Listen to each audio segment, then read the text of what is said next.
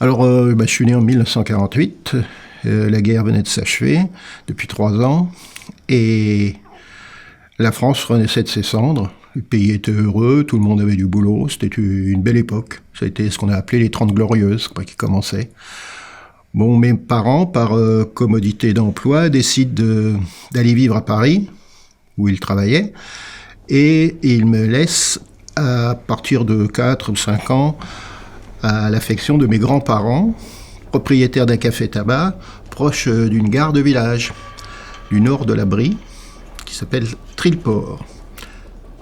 Donc il y avait des tables, et sous ces tables, qui étaient recouvertes de nappes, moi je me cachais, avec des petits carnets, soit Saint-Zano, soit enfin des marques d'apéritifs, c'était pour faire les comptes de l'époque, il n'y avait pas de calculette dans ce temps-là. Eh bien, je dessinais, et peut-être que petit à petit, le goût du dessin m'est venu là. Après, il y a l'ambiance du chemin de fer, c'est-à-dire que c'était le bistrot de la gare, enfin il s'appelait pas le café du chemin de fer, il y en avait un autre qui s'appelait le café du chemin de fer, celui-ci c'était le café à Lingres, de mon nom.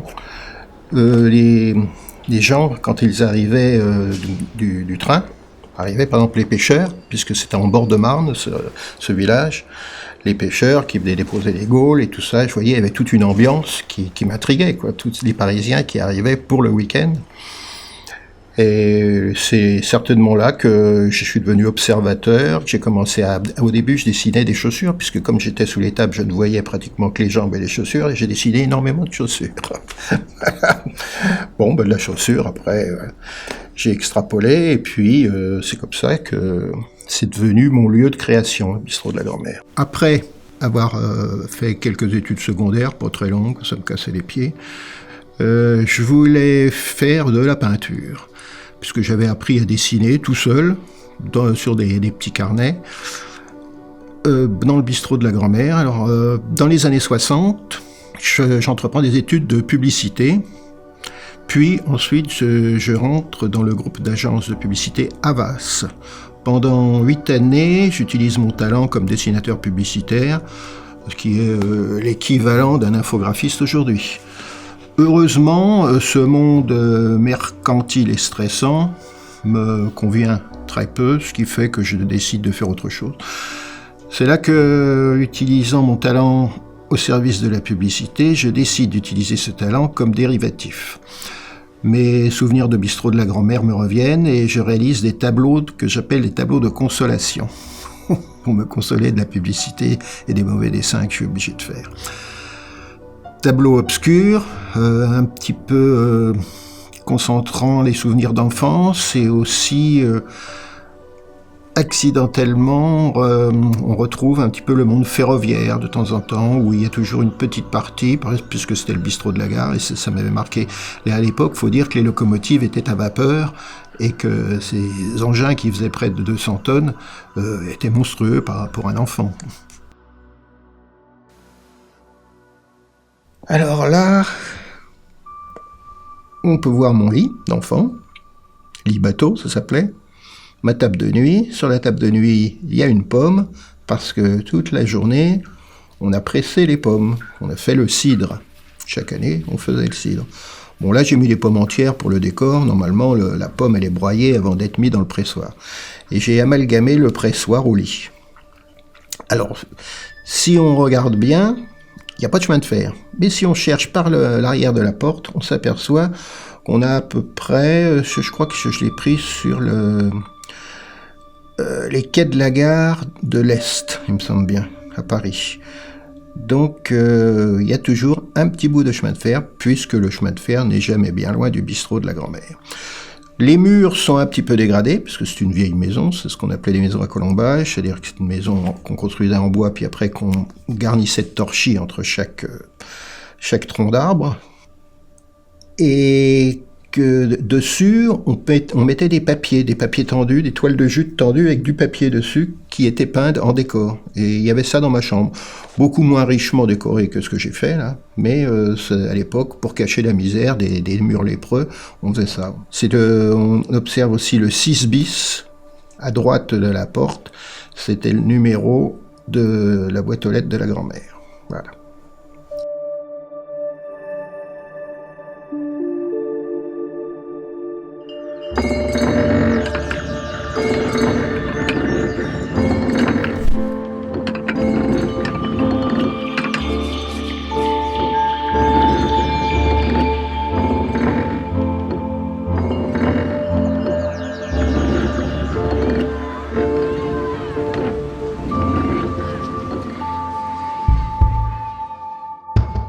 Alors là, au fond, on peut apercevoir la petite gare de Trilleport avec sa petite lumière. Et sur le devant, si on regarde bien, c'est un amalgame fait de lampions et de tambours. Donc ça représente la retraite au flambeau. C'est là que, sur cette esplanade devant la gare, que se réunissaient les gens qui allaient participer à la retraite, dont les enfants, avec leurs lampions évidemment. L'après-midi, on avait dû jouer avec mon cousin aux billes et sur les toitures de zinc. Ça faisait un bruit d'enfer et ça faisait râler la grand-mère et les tantes qui travaillaient en dessous, puisqu'en dessous c'était les cuisines. Voilà, donc c'est une réminiscence de la retraite au flambeau dans les années 50.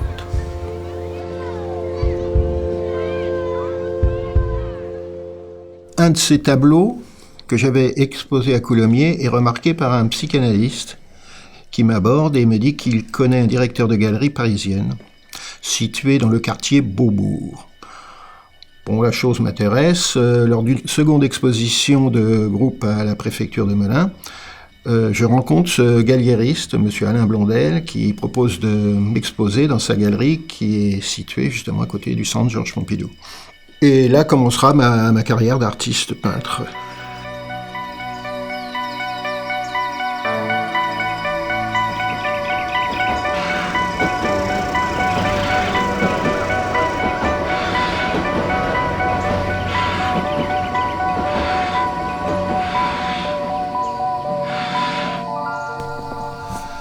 Bon, donc là nous sommes en forêt de Trilleport.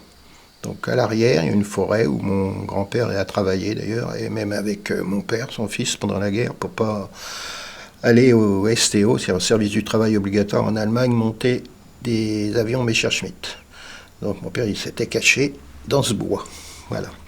Au centre, on a 3 wagons qui sont plutôt des tables qui représentent, enfin qui m'ont fait toujours penser, ces 3 wagons étaient placés de façon à faire penser que c'était des tables de repas. Et c'était les tables de la scène que je voyais sur une gravure qu'il y avait à l'entrée de l'église de Trilleport. J'ai fait le repas de la scène, donc il y a 13 portes, donc ce sont les portes de l'esprit, et il y a les miroirs, c'est le miroir de l'âme, donc chaque porte a son miroir. Et si on compte vraiment, il n'y en a que 12. Et pourquoi ? Parce que si on regarde bien ce tableau, c'est un encadrement qui est légèrement en diagonale et qui exprime le fait que la 13e personne qui appartient à cette scène, justement, c'est le spectateur.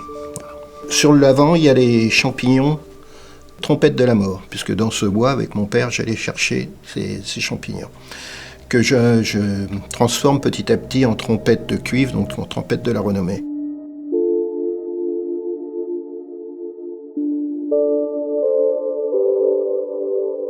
Lorsque l'on observe mes peintures, on y retrouve souvent des éléments suivants. La nuit et l'obscurité, alors que j'explique par le fait que mes premiers dessins ont été faits dans l'ombre des tables de bistrot, du bistrot de la grand-mère. Le chemin de fer, ce qui est normal puisque la gare était à une centaine de mètres du bistrot. Donc ces grandes locomotives et surtout cette fumée, ça me fascinait. On retrouve le vieux village de Seine-et-Marne, Trilleport, la Marne et ses barques, puisque Trilleport est un village qui se trouve en bord de Marne. Et là, tous les samedis, arrivaient à partir de midi les premiers trains parisiens qui amenaient les pêcheurs qui allaient le lendemain matin à 5 heures tremper le fil et tenter leur chance pour attraper le gardon.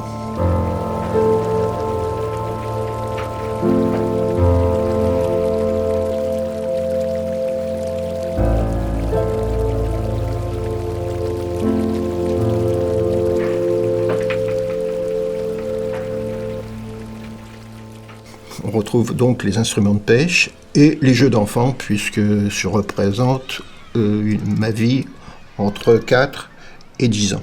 Alors ça représente des billes, des marelles, des bonbons, des cordes à sauter, enfin toutes sortes de jeux d'enfants.